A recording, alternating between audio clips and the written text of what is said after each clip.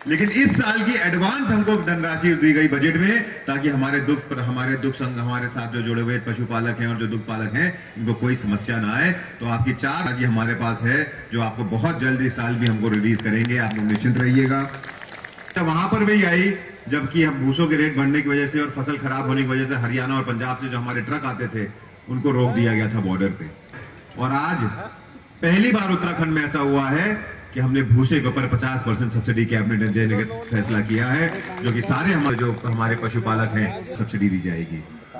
Cooperative विभाग की वही सब्सिडी 75% की थी।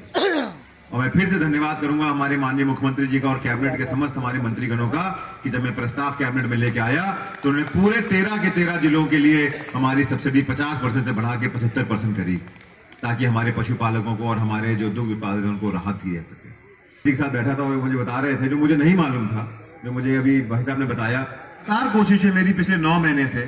उत्तराखंड का हमारा लोकल ब्रांड है, इसको अगर अमूल के साथ, इसको आनंदा के साथ, इसको दूसरे ब्रांडों के साथ टक्कर लेनी है तो इसको अपना थोड़ा सा लेवल अप करना पड़ेगा, थोड़ा सा हमको मेहनत ज्यादा करनी पड़ेगी।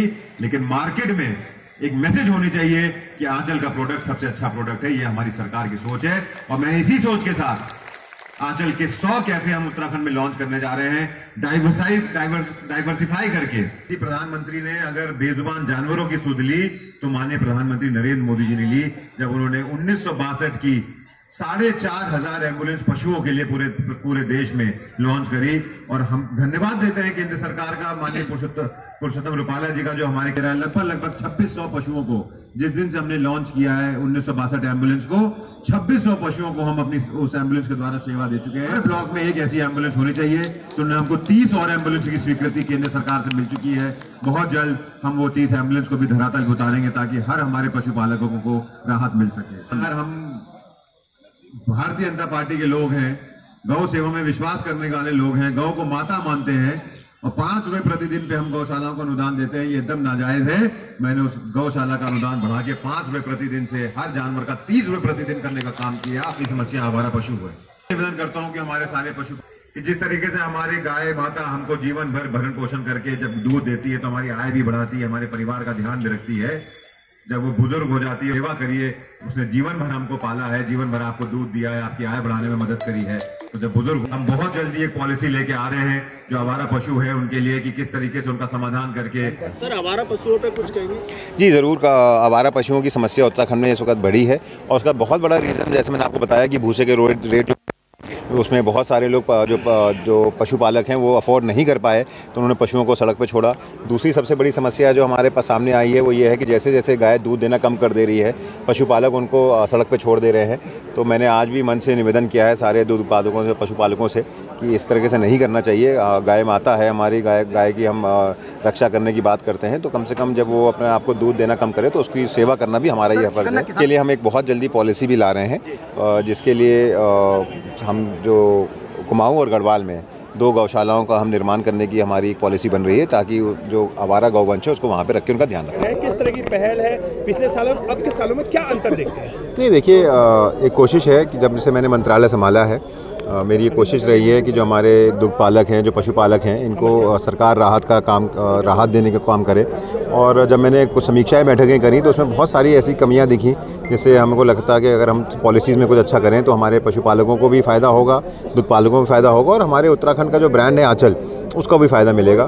तो हमने कुछ पॉलिसीज़ कैबिनेट में लाने का काम किया। सबसे बड़ी पॉलिसी जो उत्तराखंड में हम लाए हैं वो 50% भूसे पे सब्सिडी दी है, क्योंकि भूसे के रेट बहुत ज़्यादा बढ़ गए थे, जिससे हमारे पशुपालकों को समस्याएं हो रही थी। उसके बाद हमने साइलेज पे जो हमारे पशुपालक जुड़े हुए हैं सोसाइटियों के द्वारा, हमारे दुग्ध सोसाइटियों के द्वारा 53,000 ऐसे लोग उत्तराखंड में जुड़े हैं, उनको हमने 50% से 75% साइलेज पे सब्सिडी देने का काम किया। प्रोत्साहन राशि जो पिछले साल की फंसी हुई थी उसको हमने एक मुश्त 22 करोड़ रुपये रिलीज़ करने का काम किया जैसी सरकार में आए। और जो अगले इस साल की जो प्रोत्साहन राशि है 22 करोड़ रुपये, वो हमको इन एडवांस हमने सरकार से बजट में ली है, तो ताकि हमारे दुग्ध पालकों को और पशुपालकों को कोई प्रॉब्लम ना आए। उसके साथ साथ जो हमारे बहुत बड़ी सोसाइटी, जो सबसे बड़ी सोसाइटी हमारी है वो नैनीताल दुग्ध संघ है, और नैनीताल दुग्ध संघ को आगे बढ़ाने के लिए, उसकी क्षमता बढ़ाने के लिए 61 करोड़ रुपए हमने केंद्र सरकार से दिलाने का काम किया है और उसका टेंडर होने वाला है बहुत जल्द, उसका हम शिलान्यास करेंगे। चंपावत दुग्ध संघ को बढ़ाने के लिए हमने 7 करोड़ रुपये वहाँ पे क्षमता बढ़ाने के लिए रिलीज़ किया है। तो एक कोशिश है हमारी कि उत्तराखंड के जो पशुपालक और दुग्ध पालक हैं उनको लगातार सरकार उनके साथ खड़ी रहे।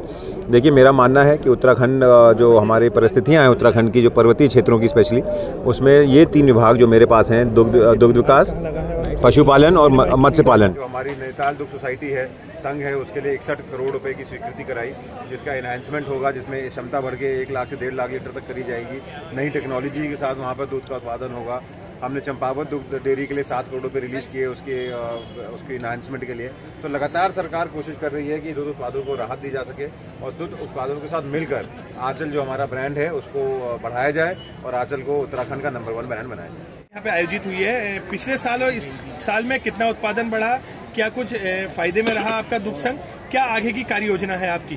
देखिए, वर्तमान में नैनीताल दुग्ध संघ पूरे प्रदेश का सबसे बड़ा दुग्ध संघ है और पूरे प्रदेश के दुग्ध उत्पादन का 50% से अधिक का उपार्जन नैनीताल दुग्ध संघ का है। और ऐसे ही मार्केटिंग में भी जो टोटल मार्केटिंग है उसका 50% से ऊपर नैनीताल दुग्ध संघ विपणन भी कर रहा है। और मैं आपके संज्ञान में लाना चाहता हूं कि हमने लगभग 2 करोड़ रुपए अपने लाभ में से उत्पादकों को ट्रांसफर करे हैं प्रोत्साहन के रूप में दिवाली पे, और उसके बाद भी लगभग 1 करोड़ 5 लाख रुपया हमारा शुद्ध लाभ रहा है और उसका आज हमने सदन के पटल पर बजट को रखा है। और निश्चित रूप से 10% की ग्रोथ पर्वतीय क्षेत्र में उपार्जन में है और जो ऐतिहासिक है, जहां पूरे प्रदेश और अगल बगल के राज्यों में दूध में नेगेटिव उपार्जन है, लेकिन पहाड़ के 5 ब्लॉकों में 12% का ग्रोथ है और टोटल में हम पिछले बार से 2% की ग्रोथ में वर्तमान में हम चल रहे हैं।